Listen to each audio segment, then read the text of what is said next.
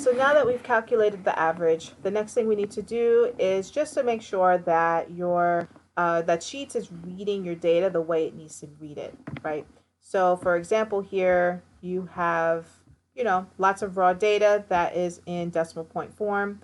Sheets is not reading it this way. It's just kind of assuming that it's sort of kind of a number. It's actually the difference between seeing it as a natural number and seeing it as a float. A float number just means that it's a decimal point. So what you want to do is, in order to have it see it as a decimal point, it makes it better in terms of calculations. You also want to, it then makes it easier to ensure that all the decimal points match. So what you do is you highlight, you tap your one cell here. You want to highlight the entire data set, and then go down here, and I'll tell you about those error messages in a second. This is the tricky part, and it's coming up to the end without missing it, which is exactly what I just did.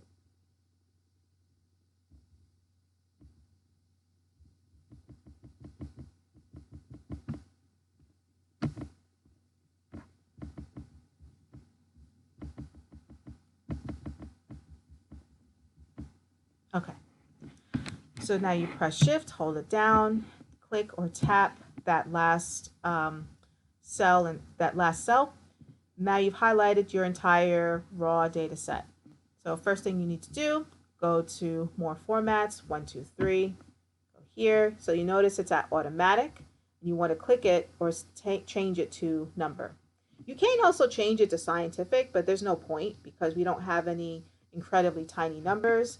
E, as a reminder, means that it's whatever number to the 10th power of something, right? So it could be 1 times 10 to the negative 34, for example.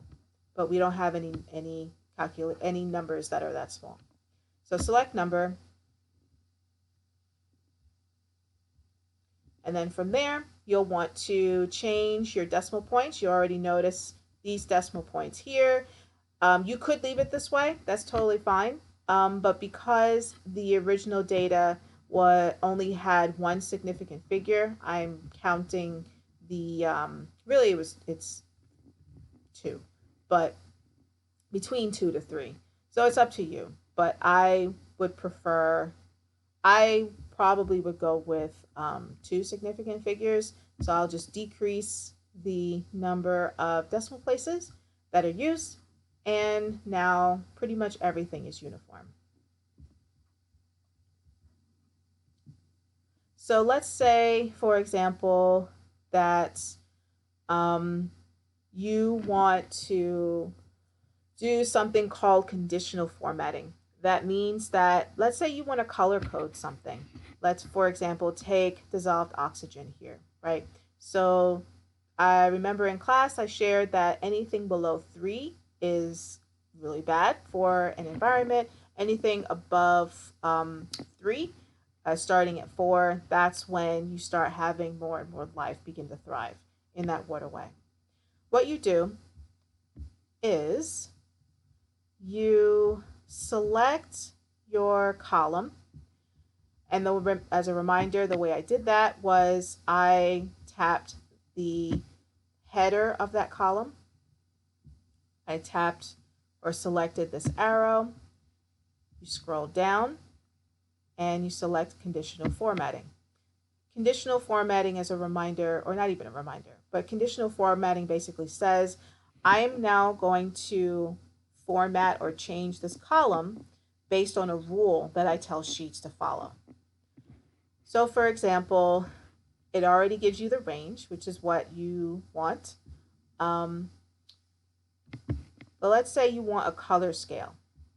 And let's say you want that color scale to run from, let's say, red here. And you'll notice how it's changed. Let's say you want your midpoint number to be, that's fine. And actually you can change this number too. Let's say you have this start at 3. And then this midpoint, let's say you reach yellow. Actually, minimum point should be 0. And then your number, your midpoint number, should actually be 3. And I'm going to change this color. It's not alarming enough. And then you go to max points. Let's say that's fine. And then let's say you select, it's not my favorite color, green. That's fine. We'll just make it nice and bright. We'll do that, right?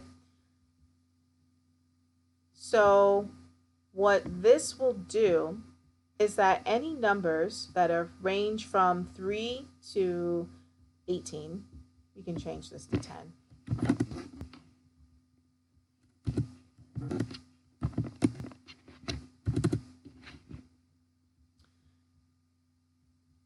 Any numbers that are between 3 to 10, they'll be green. Any numbers between 0, it'll range from yellow to green. And then any numbers between 0 to 3, it'll range from red to yellow, and that's what you're seeing here. Also, what I probably should have done, but it's fine, is not select this. There's actually a way you can do that, but I'm not going to share it in this video. Select done, close, and now you can actually see where the dissolved oxygen is pretty good, where it's not so good, and then where it's, I did see a red, where it's bad. So it's also another way you can format your Excel sheet. And with that, have